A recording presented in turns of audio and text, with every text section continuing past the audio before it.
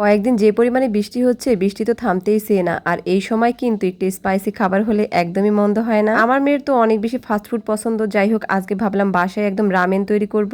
আমার মেয়ে তো বলতে না বলতেই বলতেছে যে মাম্মা কখন তৈরি করবা, তাড়াতাড়ি করো, আর বৃষ্টি হচ্ছে, বৃষ্টি থেমে গেলে ভালো লাগবে না। নানান রকমের আবদার করতেছে। মেয়ের জন্য তো একদম টিকে থাকতেই পারলাম না। যাই হোক, একদম সোজাসুজি রান্নাঘরে চলে আসছি। রামেনটা খেতে কিন্তু বেশ ভালো লাগে, আর রেস্টুরেন্টে কিন্তু এটার চাহিদা অনেক বেশি। যেহেতু ঘরেই সবকিছু আছে, ভাবলাম যে আজকে রামেনটাই তৈরি করে ফেলি। আদার্স অন্যদিন তো অনেক কিছুই করা হয়। নতুন নতুন রেসিপি হলে কিন্তু একদমই মন্দ হয় না, আর এটা খেতেও কিন্তু বেশ ভালো। আমি তো এখানে কিছু মাংস আগে থেকে ম্যারিনেট করে রাখতেছিলাম, আর এইখানে কিন্তু একটা ডিমও সেদ্ধ দিয়ে দিছি। একটা ডিমেই কিন্তু হয়ে যাবে। যাই হোক, এক সাইডে যেহেতু আমি ডিম সেদ্ধ দিয়ে দিছি, আর এক সাইডে কিন্তু আমি মাংসগুলোকে ভালোভাবে সিদ্ধ করে নিব। আমি তো এখানে অল্প একটু আদা বাটা, অল্প একটু জিরা বাটা, একটু রসুন বাটা, একটু গোলমরিচ আর একটু সয়া সস দিয়ে কিন্তু ম্যারিনেট করে রাখছিলাম। এগুলোকে কিন্তু খুব সুন্দর করে ভাজতে হবে, একদমই কিন্তু জুসি জুসি লাগবে। এইখানে তো মাংসগুলো যেহেতু হয়ে গেছে, আর এদিকে কিন্তু আমি ভালো করে শুকনো মরিচগুলো ডলে ডলে একদম গুঁড়ো করে নিব। আজকে কিন্তু কোনো কাঁচা মরিচ, কোনো শুকনো মরিচের গুঁড়া কিছু দিব না, শুধু এই শুকনো মরিচের গুঁড়াটাই কিন্তু ব্যবহার করব। এরকম একটা স্পাইসি রেসিপি দেখলে কি আপুদের একদম জিভে পানি চলে আসছে না?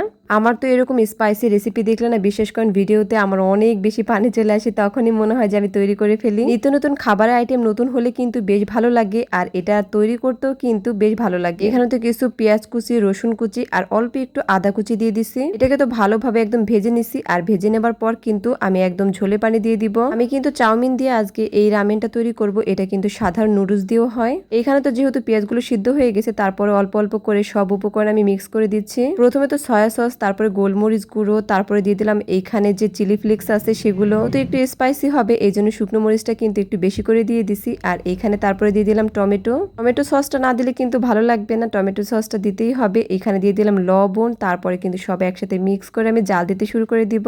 এখানে ফুটে ওঠা না পর্যন্ত কিন্তু অপেক্ষা করতেছি, আর এইখানে ফুটে ওঠার পরেই কিন্তু আমি এখানে যে চাউমিনটা আছে সেটা ভেঙে ভেঙে কিন্তু দিয়ে দিব। এই চাউমিনগুলো দেখতে বেশ ভালো লাগে আমার কাছে, মোটা মোটা একদমই মানে নতুন, আর এটা খেতেও কিন্তু বেশ ভালো। যেহেতু একটু বড়, আমি আবার মাঝখান থেকে একটা ভাঙা দিয়ে দিচ্ছি, কারণ এরকমটা হলে কিন্তু বেশ ভালো হয়, আর একদম বেশি বড়গুলো কিন্তু উঠাতে একটু সমস্যা হয়। ডিমটা যেহেতু সিদ্ধ হয়ে গেছে, এটাকে আমি স্লাইস করে ভালোভাবে একদম পিস করে নিব। এত বেশি গরম আমি হাতে নিতে পারতেছিলাম না, ধোয়া উঠতেছে। এইখানে তারপর বাটিতে নিয়ে আমি পিস করতেছি। যেহেতু একদম ঠান্ডা ঠান্ডা পড়তেছে, এখন কিন্তু একটু গরম স্পাইসি খাবার হলে বেশ ভালো লাগে। চিকেনটাও আমার যেহেতু ভাজা হয়ে গেছে, আমি এখানে ছোট ছোট করে একদম কুচি কুচি করে কেটে নিব। চাউমিনের সাথে এইরকম যদি গোশত থাকে, ডিম থাকে, এমন একটা হেলদি খাবার থাকে, তাহলে আর কি লাগে। বাচ্চারা তো এমনিতে পছন্দ করবে। তার সাথে যেহেতু ঠান্ডা ঠান্ডা আবহাওয়া, একটু চা কফি হলে কিন্তু বেশ ভালো লাগে। যাই হোক, যেহেতু পছন্দের খাবারগুলোই করতেছি, পছন্দের সব খাবারই আইটেম করব।